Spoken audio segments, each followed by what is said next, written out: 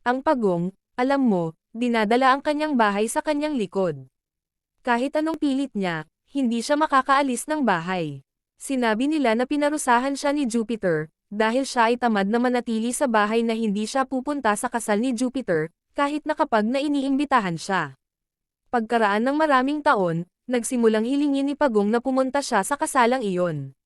Nang makita niya kung paano tuwang-tuwa ang mga ibon na lumilipad at kung paano tumakbo ang hare at chipmunk at lahat ng iba pang mga hayop, palaging sabik na makita ang lahat ng makikita, ang Pagong ay nalungkot at hindi nasisiyahan.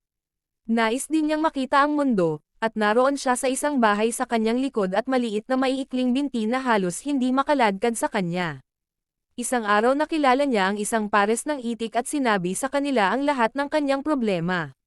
Matutulungan ka naming makita ang mundo, sabi ng mga ducks. Hawakan mo ang patpat na ito gamit ang iyong mga ngipin at dadalhin ka namin sa malayo kung saan makikita mo ang buong kanayunan. Ngunit tumahimik ka at baka magsisi ka. Tuwang-tuwa talaga si Pagong. Mahigpit niyang hinawakan ang tungkod gamit ang kanyang mga ngipin, hinawakan ito ng dalawang itik ng tig-isa sa magkabilang dulo, at lumayo sila patungo sa mga ulap.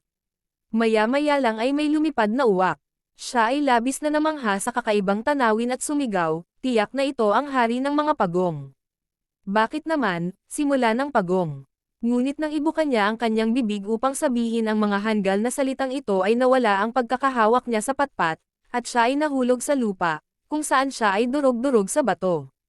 Lagi nating tandaan na ang hanggal na kuryosidad at walang kabuluhan ay kadalasang humahantong sa kasawian.